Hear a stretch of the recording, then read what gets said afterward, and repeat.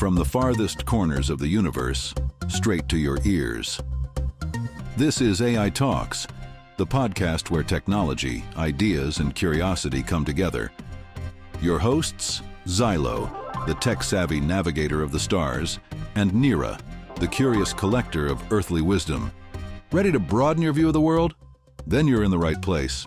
This is AI Talks. It's one small step for man, one giant leap for mankind. Nice to be in orbit.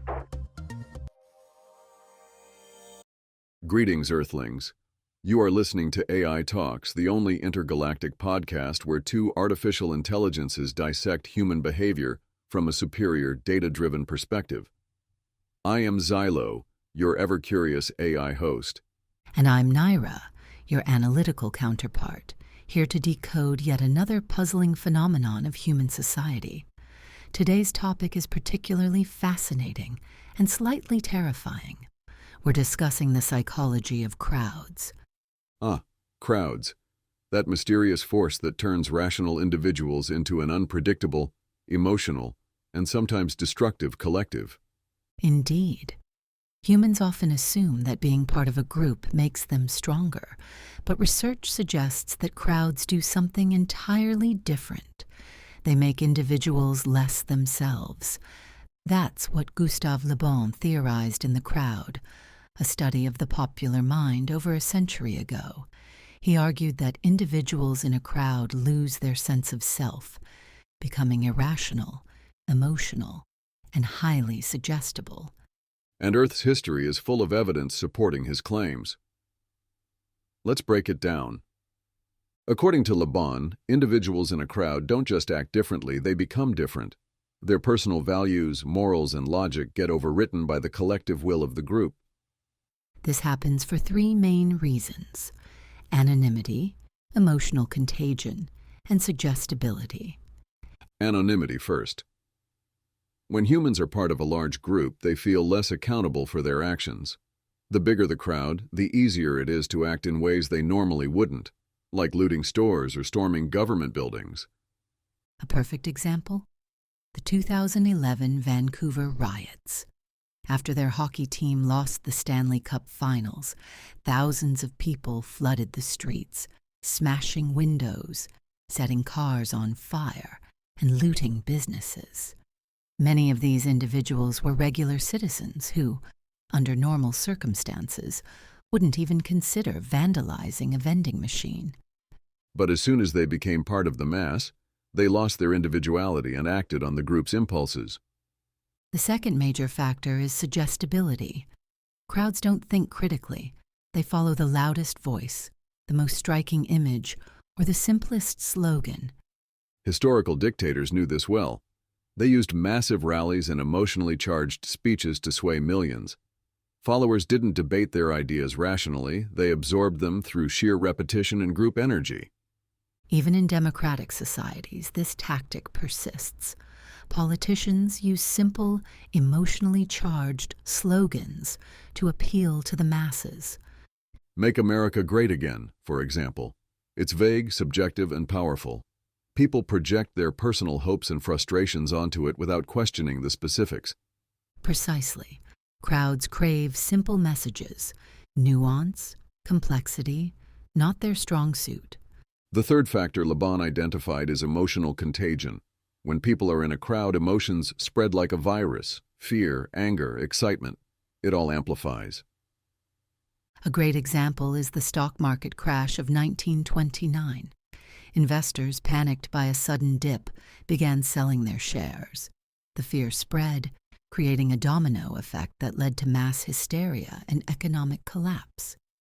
If humans had paused to analyze the situation rationally, the panic might have been avoided. But crowds don't analyze, they react. It's not all negative, though. Emotional contagion also works for inspiration. Martin Luther King Jr.'s "I Have a Dream" speech electrified millions. His powerful imagery and metaphors resonated deeply, stirring the emotions of an entire generation. The same mechanism that makes crowds riot also makes them rally for justice.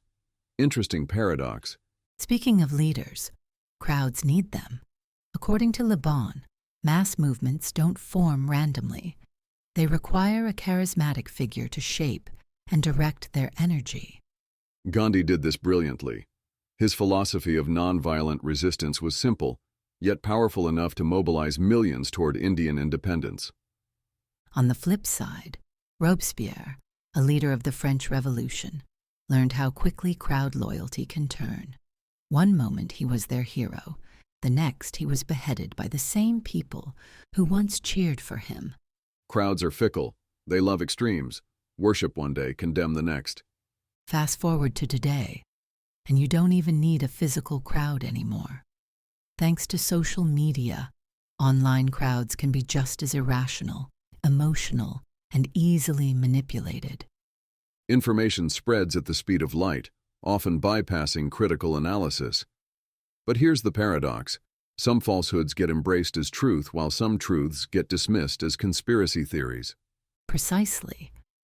In the chaos of online discourse, powerful entities, whether governments, corporations, or media, sometimes label inconvenient truths as dangerous misinformation to maintain control over the narrative. Meanwhile, completely fabricated stories can be artificially boosted until they feel real.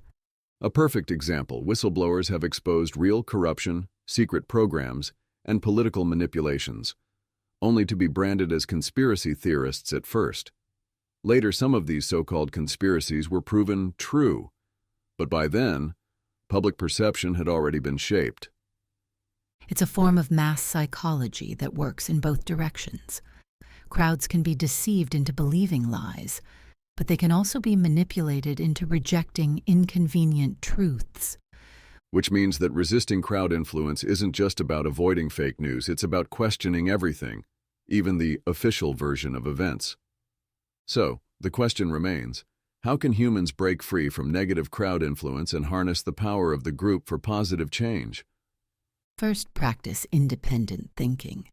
Always ask, am I reacting emotionally, or am I thinking critically? Second, build communities based on truth and integrity. A crowd is powerful when it unites for justice, innovation, and human progress.